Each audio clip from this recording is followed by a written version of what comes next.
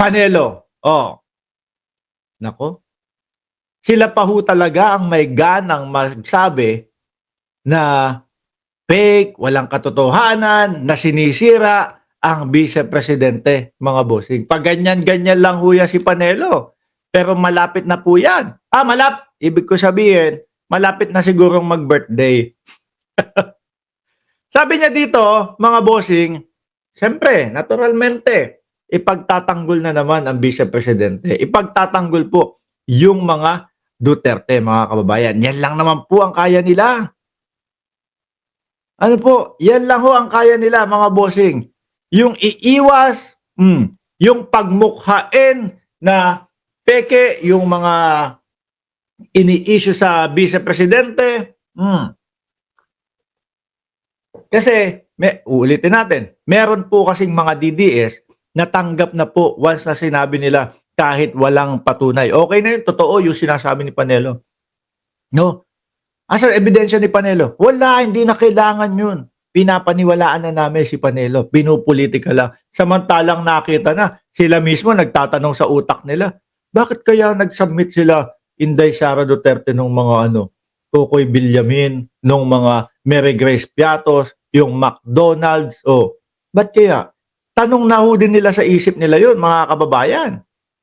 No? Pero, pag sinabi ni Panelo, wala yan, pinupolitika lang yan. Sige na nga, kahit may naiiwang katanungan sa utak ko, okay na yan, pinupolitika na lang. Di ba? Ganyan ho, wag niyong itangge mga DDS, kayo pa. Humaharap na, nakabalandra na sa inyo yung mga pagbabanta ng vice-presidente, sasabihin nyo pa din, hindi, walang pagbabanta. Meron ng, patayin mo si Martin Romualdez, patayin mo si Lisa Marcos, patayin mo si Bongbong Marcos. Meron ng inutusan. Yung inutusan, nag-aantay na lang. Pero para ho sa mga DDS, dahil po sinasabi, nung kampo nila o nung mga Duterte, wala namang pagbabanta. Okay na po sa kanila yun. Eto, uutuin na naman po sila ni Panelo, mga bossing.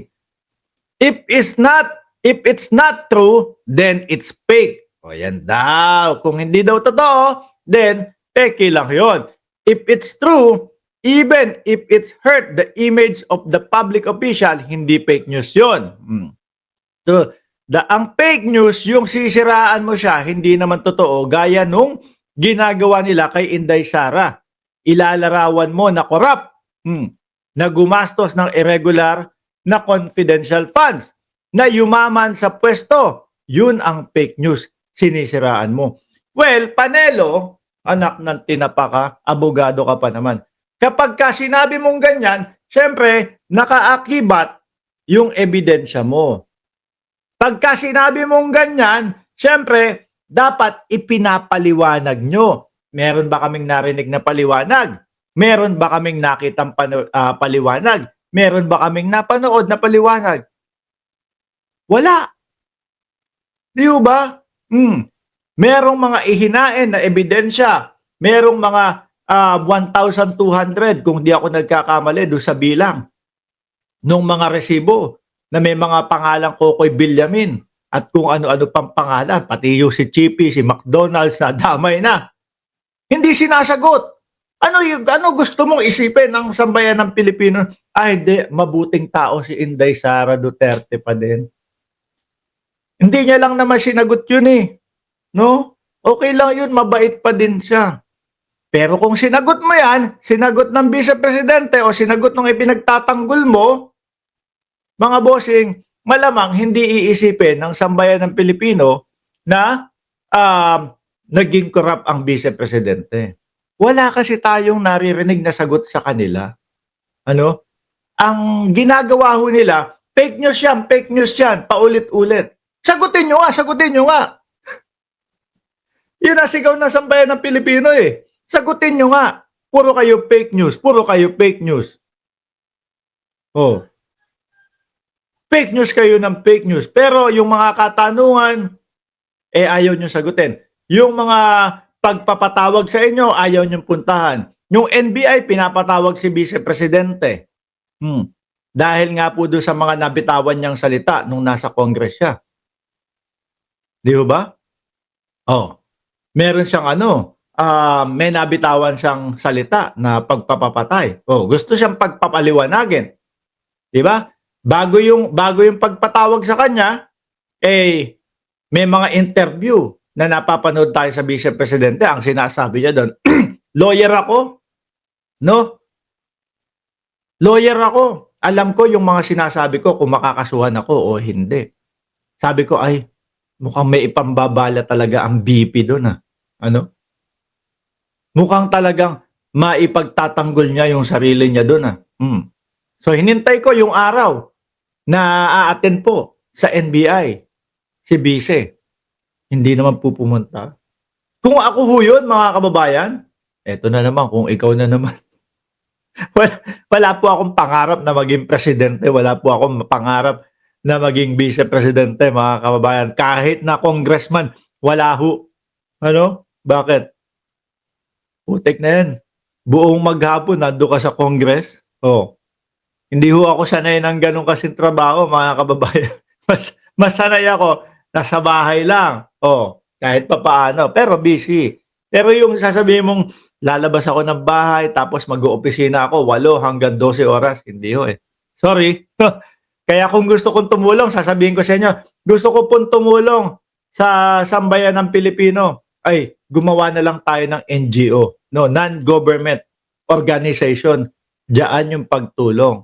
Parang si Kuya Willie Rebillame din. Kuya Will, NGO na lang gawin natin. No? Kung talagang gusto mong tumulong, NGO ang gawin natin. O yan, sasama pa ako sa iyo. Di ba? Pero yung pagkasenador, tapos walang alam na gagawin batas, hindi po yan yun talaga. Hindi po talaga yan ang tatahakin ng isang senador. Pinatawag ng NBI, hindi naman po sumipot, mga kababayan. Hindi po nagpakita. Akala ko ready sila no? Lahat po yun.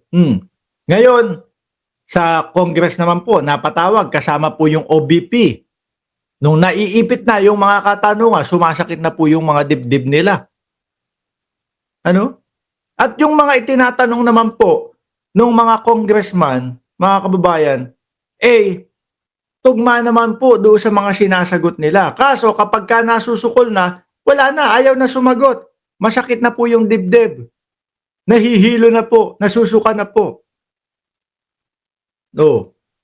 Naalala ko pa, nung lalabas na ng ospital si Lopez, sabi ng Vice Presidente, kay Torre kay General Torre, pwede ba palapitin nyo yung mga media? Lapit naman. Sabi ni General Torre, sige, lapit kayo mga media, lapit kayo. Lapit naman. Sabay sakto, biglang umiyak si Lopez. Huwag nyo kaming dadaanin sa ganyan. Ano po? Para masabi nyo na peke yung mga sinasabi laban kay Vice Presidente, kaakibat dapat niyan yung pagpapaliwanag ninyo. No? Para mabura sa isipan ng sambayan ng Pilipino na oo nga naman, tinataniman lang, pinepeke lang po, sinisira lang si BP, Sara. Kaso, hanggang ngayon, wala po kaming marinig na pagpapaliwanag, ukol po dito, Panelo. No? Hindi naman po kami kagaya ng mga DDS ninyo. Na kapag sinabi nyo, wala yan, peke yan, pinupolitika lang, okay na yun. Tapos na yun. Hindi po kami ganun. Kailangan, pag narinig namin sa inyo yan, hahanapan namin kayo ng paliwanag. Paliwanag mo, Panelo. Paliwanag mo, Inday Sara. Tapos. Di ba? Sabi ni Arvin Lario, Boss Mark, out of topic lang. May idea ka ba kung kailan ang absentee voting for OFW? Wala pang update kasi dito sa Qatar. Wala pa din pong update dito sa amin sa Cayman Islands. Pero dadating naman yan panigurado. No? Kaya lang yung mga natin, mga balota natin is from senator hanggang, alam ko senator at senators at party list lang. Yun lang yung nakasaad sa natin, sa ating balota. Enrico Mitra, Idol, tingnan mo si Panelo, nakakaasar ang tawa. Wala naman ho yan, mga kababayan. Nagyabang ho yan doon sa kanyang sa kanyang TikTok. Kakasuhan namin si Trillanes, no? Kasi napikon ho sila eh. Nung nandoon po sila sa Congress, yung babatuhin po ng dating Pangulo, si dating Senador Trillanes, napikon ho sila eh. Kasi muntik ng pirma yung waiver eh. Ano ang yung una, yung umpisa ha? O sige po, pipirmahan namin yan. Umpisa. Kaso ho, hindi makakalimutin yung ating mga congressman at hindi din po, at matagal na din pong isinusulong na mapirmahan yan ni dating Senador Trillanes. Inulit po, bandang huli. Uminit ang ulo ng dating Pangulo. Ano mapapalak? Anong kapalit? Sasampalin ko siya. Yan na naman. Kapag kayong medyo nasusukol, tataas lang ang boses, iinitan lang ng ulo. Pinalagan din po. Sige, eto, tara, ngayon, sabi ni Trillanes, sampalin mo ko.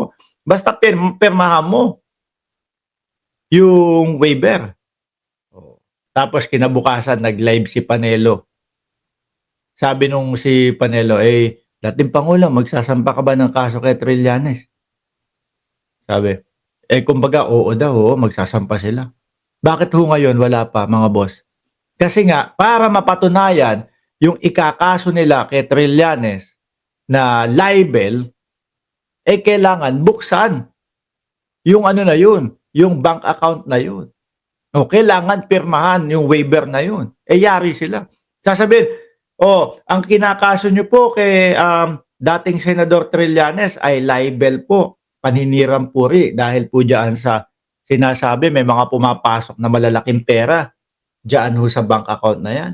Ngayon po, kailangan nating mapatunayan yung sinasabi niyong paninira lang. Kailangan po natin buksan yung bank account na yun. Ayaw nga, tagal ng ayaw buksan eh. Baka talagang may makikita.